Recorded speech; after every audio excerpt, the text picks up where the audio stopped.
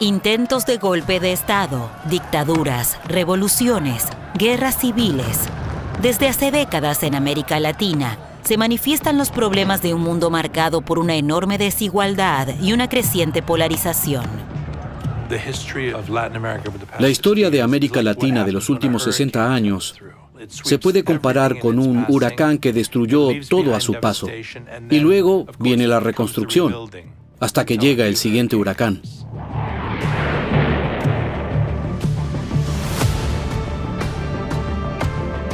Desde 6 países de América Latina, Brasil, Chile, Panamá, Nicaragua, Venezuela y Colombia, hombres y mujeres nos cuentan sus luchas políticas.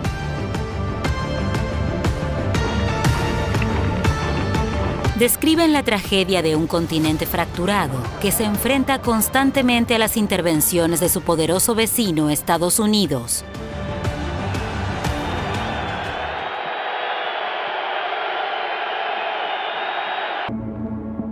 Tras la Segunda Guerra Mundial, América Latina oscila entre impulsos democráticos y tradiciones autoritarias.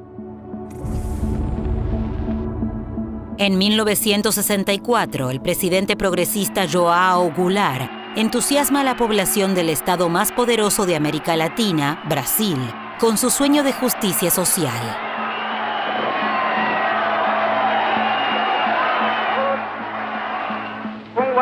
Testemunho da nação, o governo reafirma seus propósitos inabaláveis de lutar com todas as suas forças pela reforma da sociedade brasileira.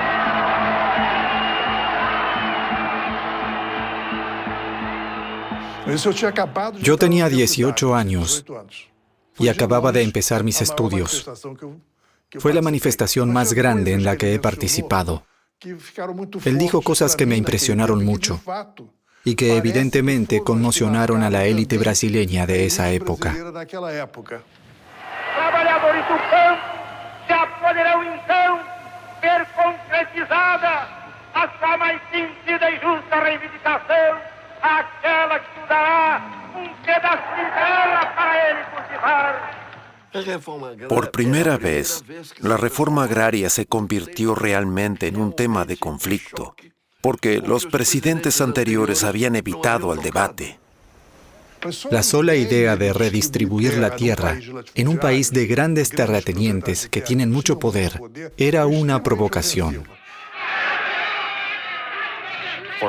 Para las fuerzas anti-Goulart, fue una clara señal de que él estaba decidido a establecer un nuevo régimen en Brasil, el socialismo o como quieran llamarlo, y había que detenerlo. En plena Guerra Fría, el gobierno estadounidense también está preocupado. El presidente Johnson pide a sus asesores que lo mantengan informado. Hello? Mr. President, this is George Ball. Yes, George.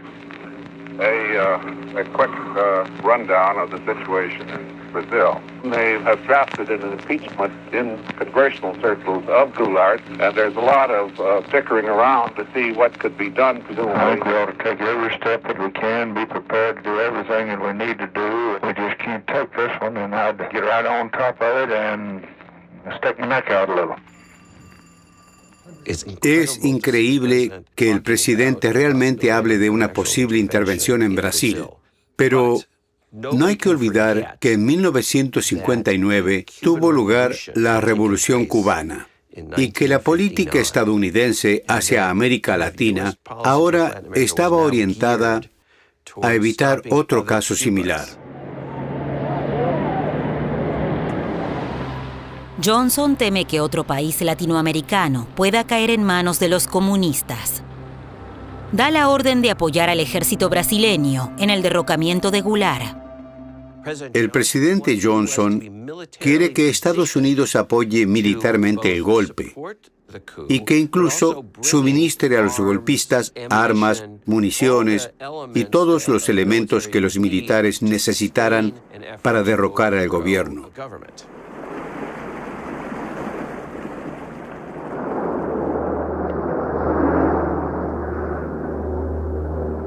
Animados por la promesa de refuerzos militares, Los generales brasileños se levantan y marchan sobre Río de Janeiro el 31 de marzo de 1964. Una parte de la población se une a ellos. Salí a la calle para ver lo que estaba ocurriendo. La sede de la asociación estudiantil fue atacada por civiles con bombas Molotov. Ni siquiera le pidieron a la gente que se rindiera. Vinieron a matar. Los golpistas derrocan a Goulart antes de que llegue la ayuda estadounidense. Sin embargo, Estados Unidos es el primero en reconocerlos, otorgándoles la legitimidad necesaria para mantenerse en el poder. Los generales que organizaron el golpe pronto fueron conocidos en todo Brasil. Branco, Silva y Médici, el más radical de todos. La dictadura militar brasileña fue la primera de su tipo en la región y creó un modelo que los países vecinos con ideas similares trataron de seguir en el futuro. En menos de un año, suspendieron las elecciones parlamentarias de 1965, disolvieron los partidos y eliminaron el voto directo para la presidencia. En esencia, se eliminan la democracia y todos los derechos políticos y se permite que la dictadura persiga prácticamente a cualquiera.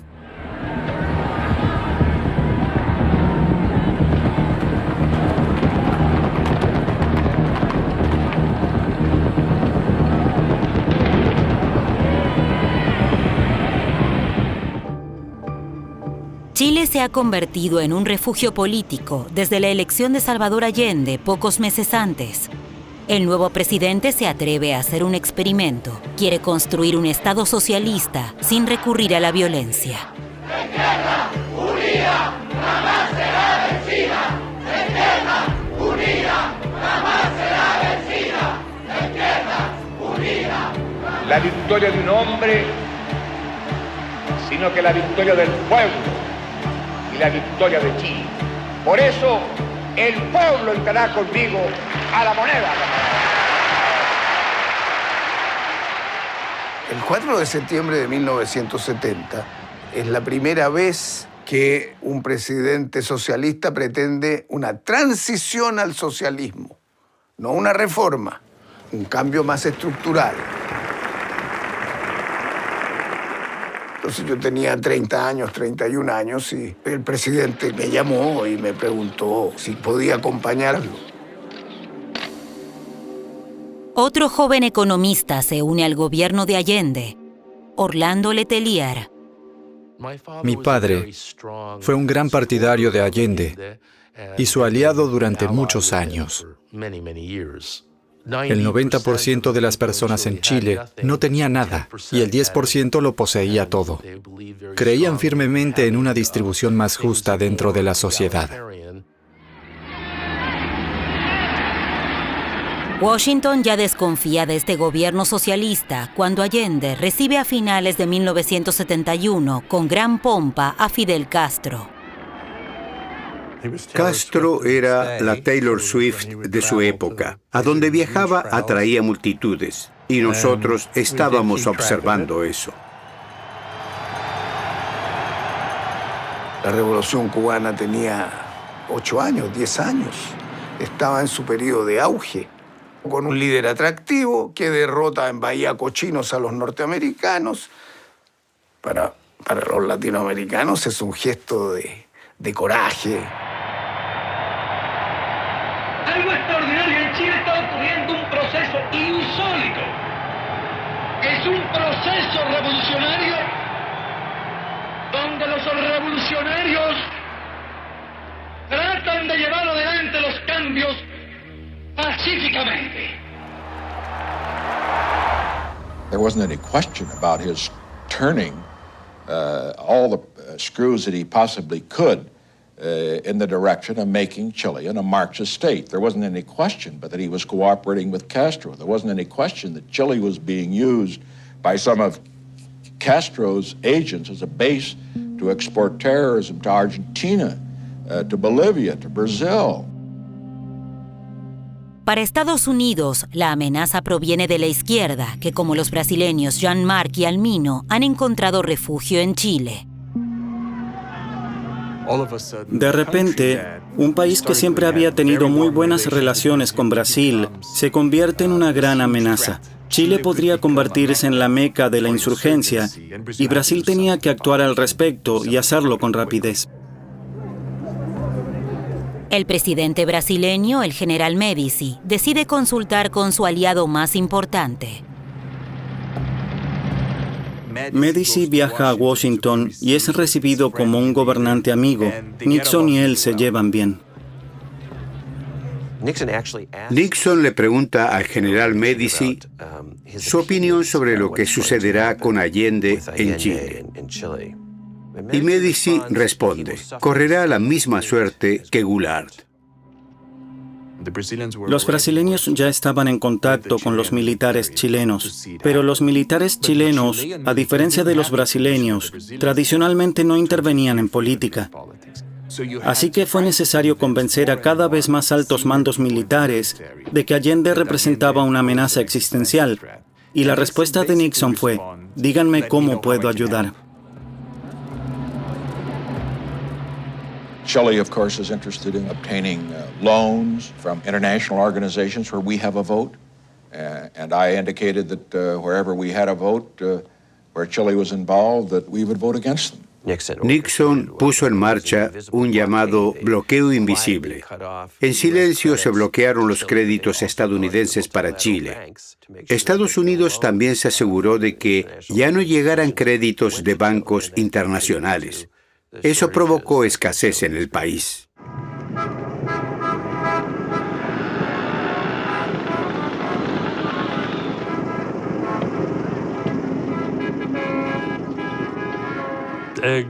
Los huevos, el pollo y la carne casi habían desaparecido.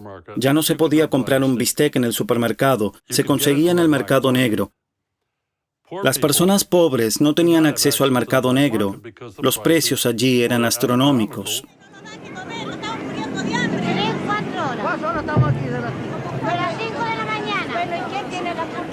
No se puede trabajar estando haciendo cola para comprar la leche, para comprar el pan. Porque este es un gobierno que no debe estar. No hay pan. Impotente. Allende trató desesperadamente de hacer frente a la situación que se desarrollaba a su alrededor.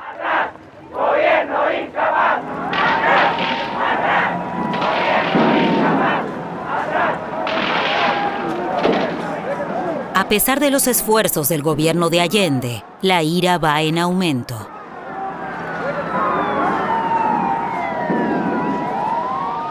El creciente malestar social le dio al ejército un pretexto para intervenir, y así lo hizo el 11 de septiembre.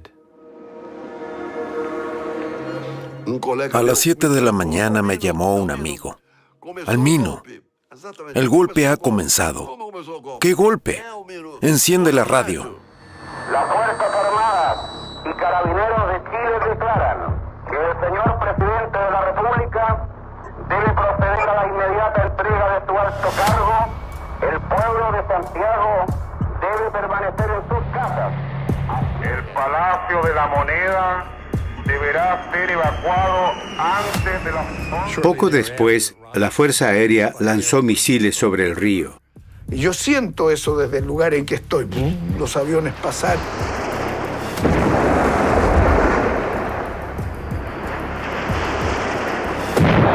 La Fuerza Aérea de Chile bombardea La Moneda.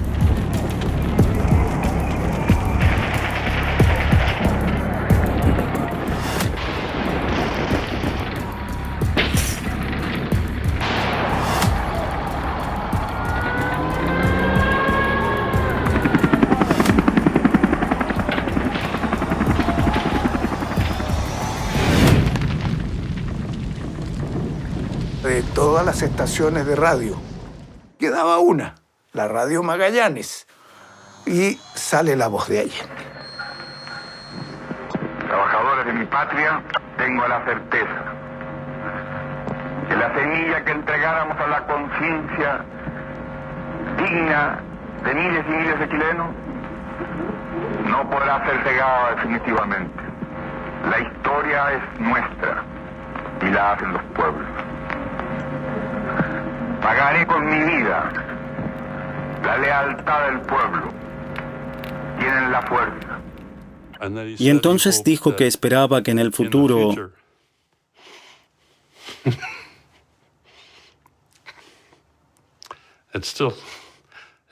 ese sigue siendo un momento increíble. Dijo que esperaba que las personas que querían un cambio social volvieran a manifestarse en el futuro en la avenida principal, la Alameda, y luego dejó de estar al aire. Mi padre me llamó y me dijo que Allende había muerto. Nunca olvidaré cómo colgué, miré por la ventana y la vida seguía como si nada hubiera pasado. Para nosotros, los chilenos, fue la destrucción de nuestro país. El país, the country, atravesaba por una honda crisis, was going through a deep crisis, moral, económico, social. El gobierno llevaba al caos a la nación. En primer lugar, el interés ha sido volver al país a la normalidad.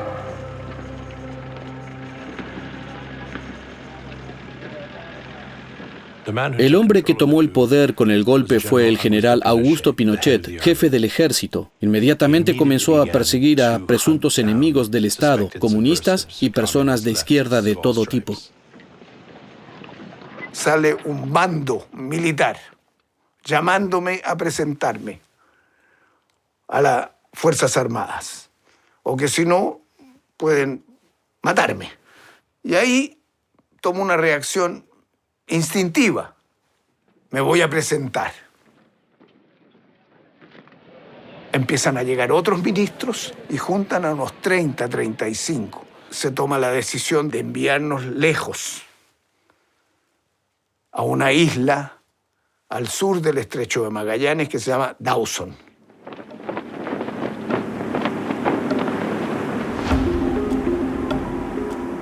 Todavía recuerdo nieve, cascos militares, luces, ametralladoras, un frío horrible. Llegamos, nos amarraron. Ese fue un momento en que yo pensé que nos iban a fusilar a todos. Since already 6 months we have been here without any contact with our lawyers, without any contact with our families. What sort of jobs are you doing? Well, we dig holes and we put balls for electric transmission. Yeah. We make some repair in the roads.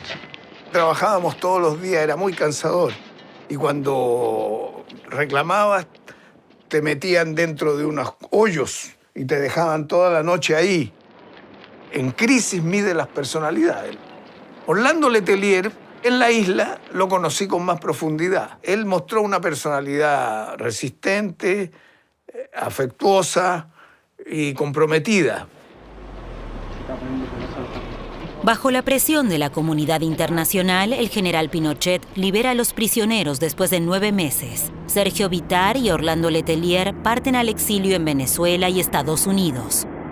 Pero antes de que mi padre se fuera, Pinochet dijo: a donde sea que vaya le encontraré, cueste lo que cueste.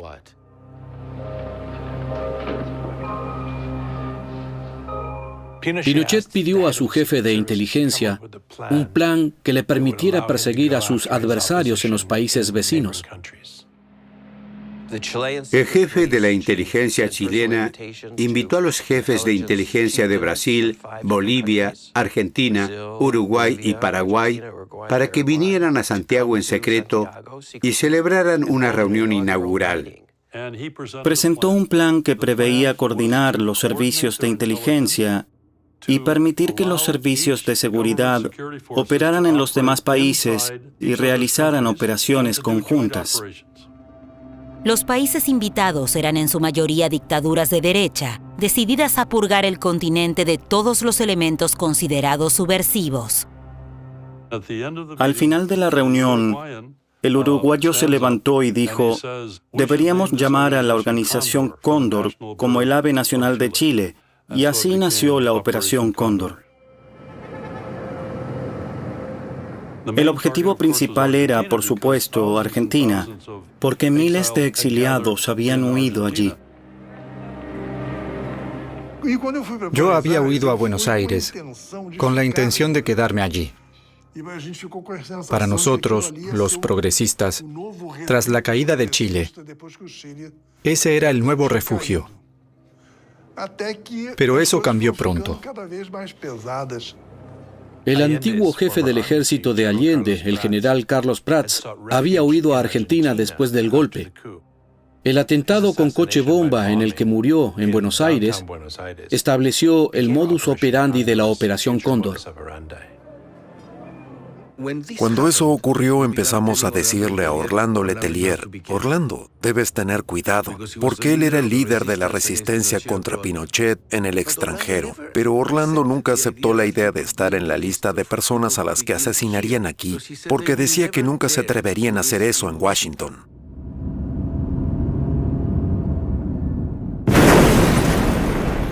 A powerful bomb today tore through a car as it was driving along Washington's usually quiet Embassy Road. Recibí una llamada de la secretaria de Orlando. Lillian dijo: parece que hubo un accidente, algo terrible ha pasado. Yo estaba en la universidad. Una mujer se me acercó y preguntó: ¿es usted Christian Letelier? Le dije: sí. Ella dijo: llame a su casa. Cuando lo hice, mi madre lloraba y dijo: tienes que regresar.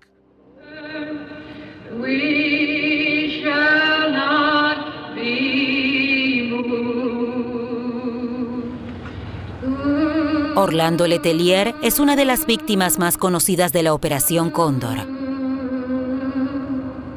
A finales de los años 70, esta internacional del terror participó en la locura asesina que deja a cientos de miles de muertos, torturados y desaparecidos en todo el continente.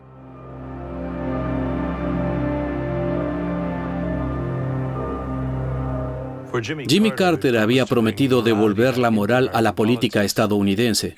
Por eso Estados Unidos ya no podía seguir colaborando con esos regímenes. We've seen in the past the destruction of elected governments like in Chile and the strong support of military dictatorship there. These kinds of things have hurt us very much. We ought to be a beacon for nations who search for peace and who search for freedom, who search for individual liberty, who search for basic human rights. We haven't been lately. We can be once again.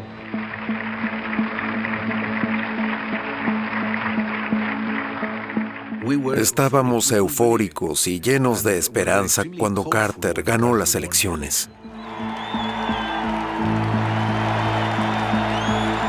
La promesa de una presidencia estadounidense más justa genera esperanza en toda América Latina.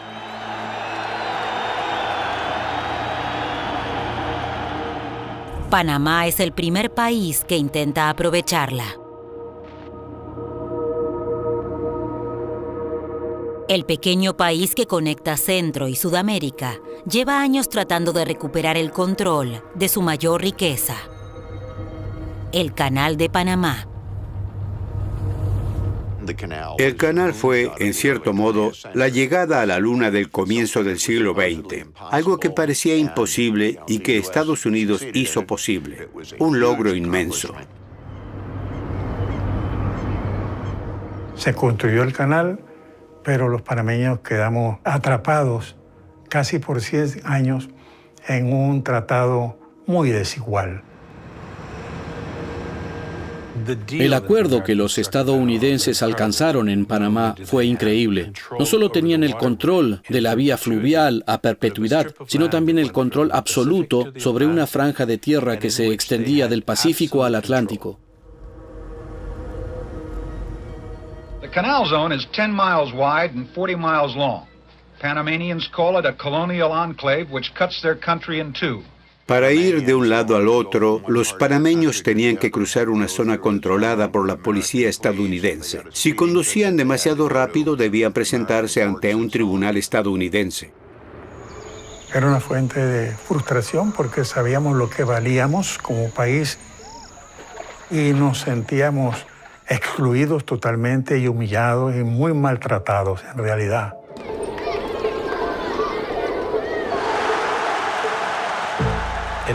En 1968, un joven de la Guardia Nacional aprovechó el creciente descontento.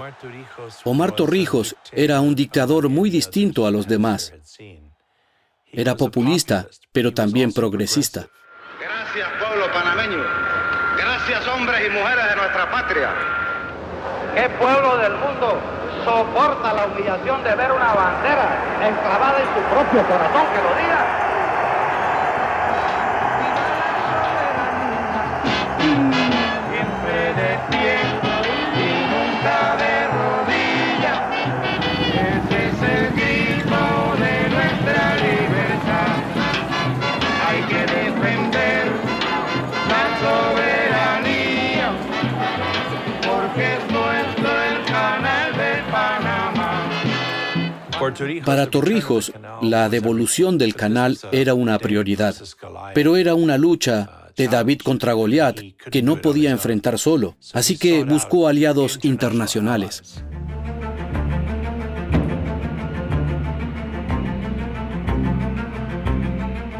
La estrategia del general Torrijos era de visitar a todos los líderes del mundo que pudiera, no importaba su tendencia, para convencerlos de la justicia que amparaba el petitorio panameño.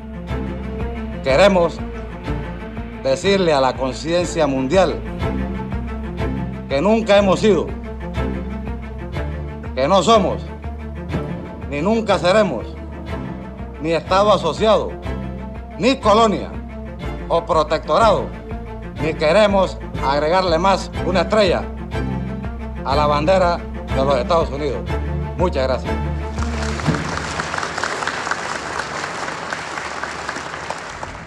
Estados Unidos accede a renegociar el tratado. Carter está dispuesto a devolver el enclave y el canal a los panameños, con la condición de que las tropas permanezcan allí. El canal era muy vulnerable a sabotajes. Panamá no podía defenderlo por sí solo. Por eso queríamos derechos residuales para proteger el canal. Sin ellos no habríamos tenido ninguna posibilidad de aprobarlo en el Congreso. There is one word for this new treaty, and that word is no. We, the people who own the canal, should say to our government, look, tell Mr. Torrijos that we built that thing, we bought the place, we paid for it, and we intend to keep it. Carter le dijo al general Torrijos, o me ayudas o esto no camina. El general Torrijos nos dijo, creo que tengo frente a mí un hombre de gran moral que es el presidente Carter. Demos el salto, resolvamos este problema. Torrijos aceptó que la duración del canal fuera de 22 años y que durante ese tiempo existieran las bases militares. We are here to participate in the signing of treaties which will assure a peaceful and prosperous and secure future for an international waterway of great importance to us all. Consideramos que usted, señor presidente Carter, al enarbolar la moralidad como bandera en nuestras relaciones, está representando el verdadero espíritu de su pueblo. Cambió la relación entre nosotros. Ahora era una relación de igual a igual, no más la de una potencia dominante y otra subordinada.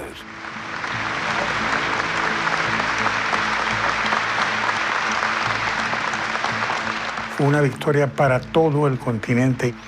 Era una lucha con un resultado muy singular, porque todas las demás fueron luchas sangrientas, terribles. El general Torrijos fue uno de esos pocos generales que su espada nunca se manchó de sangre.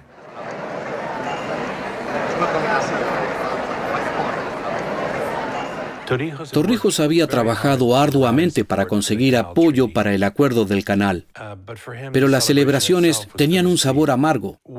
Faltaba un jefe de Estado, el dictador de Nicaragua, Anastasio Somoza. Somoza se alió con los senadores reaganistas que estaban dispuestos a tumbar el acuerdo. Y Torrijos nos dijo, o él o nosotros.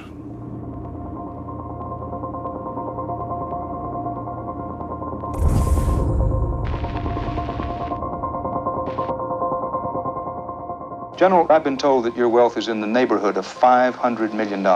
Well, that's what the people who adverse me say that. But I think we're around $100 million. You own the leading television station? Yes. Radio station? You own a newspaper? Yes. You own hundreds of thousands of acres of land? Yes. You own huge financial interests in banks and insurance companies? And you yes, we could go on and on. I mean, the list is very long of Somoza interests that you and your family own. General, how do you address your conscience when you see the faces of all these poor people in Nicaragua and contrast that with your own tremendous personal wealth? I wish I had more wealth so they would be more wealthier. Los Estados Unidos, de alguna manera, son los progenitores de esa dictadura. Vieron en la dictadura de los Somoza una forma de tener estabilidad en Nicaragua, en el área de seguridad del Canal de Panamá. Pero el dominio de Somoza sobre el país se había debilitado después de que 5 años antes un desastre natural azotara la capital.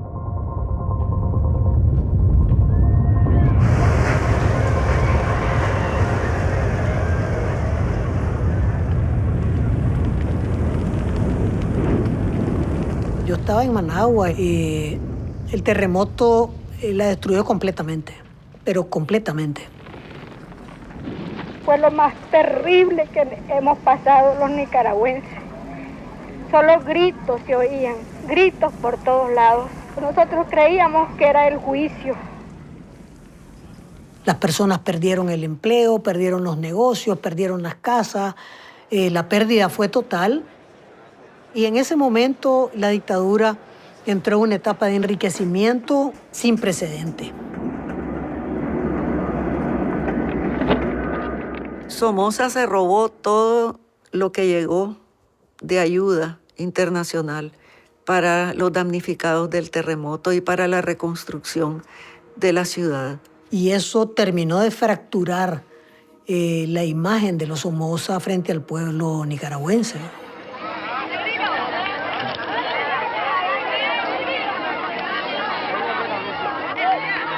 Has there been a lot of looting in this area? Yeah, principally yesterday and the day after yesterday. What will you do if you see a looter? Well, the order is to shoot. To what? To shoot. To shoot him? Yeah. No questions, you just shoot him? Just shoot. Es decir, todas las opciones de cambio estaban cerradas. Y la única opción de cambio posible era la opción armada. No es porque yo quisiera ir a la guerra. Para mí era difícil optar por esa alternativa porque significaba perder todo contacto con la familia. Daisy Zamora y Dora María Telles se unen en secreto a la guerrilla sandinista, que desde hace años lucha en la clandestinidad contra Somoza. En agosto de 1978, los sandinistas lanzan un ataque que los haría conocidos más allá de las fronteras del país. Éramos 25. La mayor parte del comando estaba entre los 16 y los 18 años. Y ya como temprano en la mañana, entonces ya comenzamos a hablar con ellos dónde íbamos, cómo íbamos y qué le iba a corresponder hacer a cada uno. El plan era tomarnos el corazón del somocismo, que era el Congreso Nacional, el Congreso Somocista. Todos ellos dijeron sí que estaban dispuestos, pese al peligro que significaba la operación. El Congreso está fuertemente custodiado. La única forma para que el comando se acerque a él es hacerse pasar por la guardia de élite de Somoza, la EBI.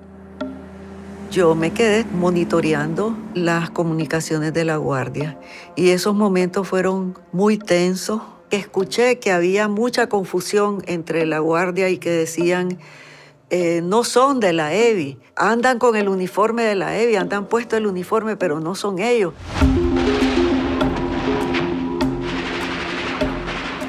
20 heavily armed men, apparently disguised as National Guard troops, shot their way into Nicaragua's legislative palace. The National Guard counterattacked, but they failed. Entramos como habíamos planeado entrar, pero el tiempo era crítico para nosotros, porque nosotros éramos 25. No podíamos descansar porque no éramos suficientes. Si queríamos salir con éxito, tenía que ser rápido. Tonight, Nicaraguan terrorists hold more than 1,000 hostages in the National Palace and threaten to kill them beginning tonight unless their demands are met. Habían varias demandas. Primero, la liberación de los presos políticos y la presa política, una demanda de amnistía y también había una demanda de dinero. Somoza no estaba convencido totalmente ni de atacar ni de negociar. Omar Torrijos se ofrece de intermediador y le dice, déjamelos que yo los saco de allí y me los traigo para Panamá. Y te quito ese dolor de cabeza. El hombre no tenía ninguna otra opción, Somoza. Así que de mala gana acepta.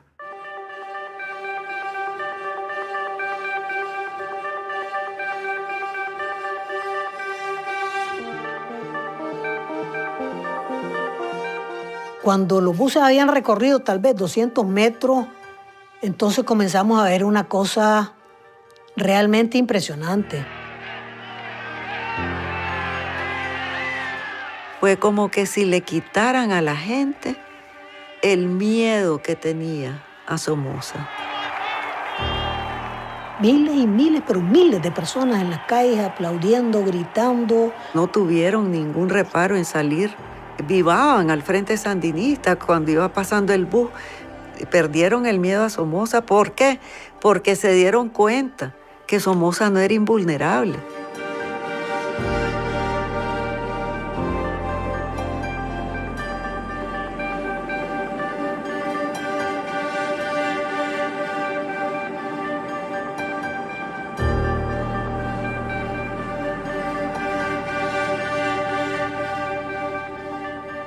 By late this afternoon, the terrorists, the freed political prisoners, and some of the hostages arrived in Panama.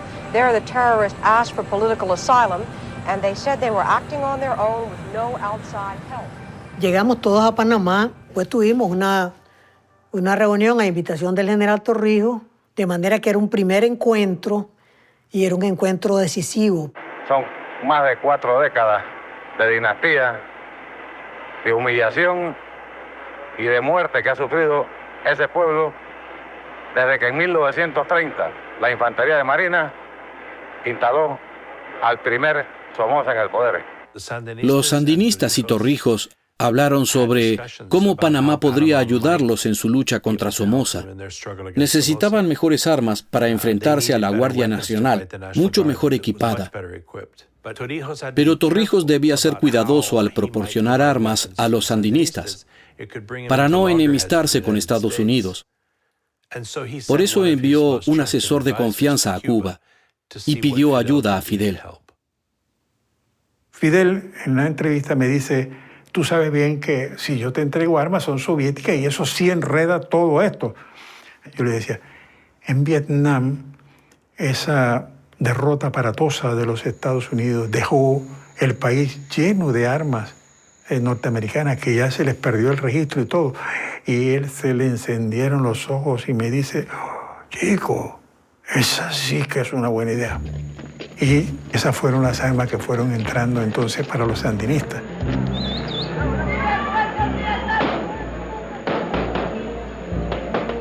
La última etapa de la guerra fue terrible, digamos, pues los años 78, 79. Fueron años muy duros. Fue una confrontación armada.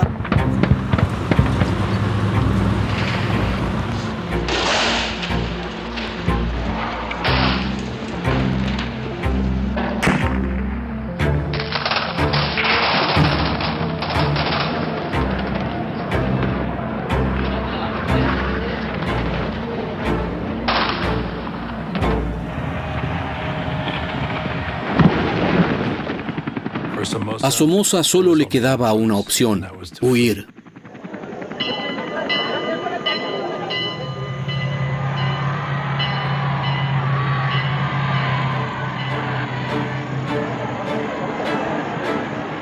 Era un momento alegre, pero hay también tristeza y dolor.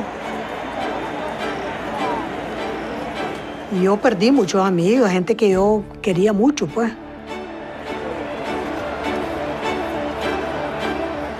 Realmente creo que fue tal vez el día más feliz para mí.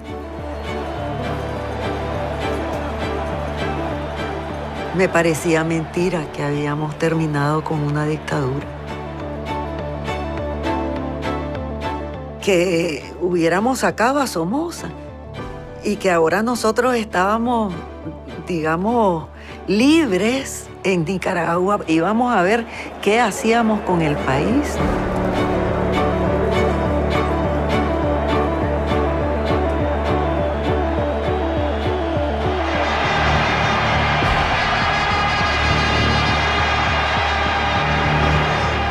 It is the responsibility of the President of the United States to ensure that the safety of our people cannot successfully be threatened by a hostile foreign power. As President, fulfilling that responsibility will be my #1 priority.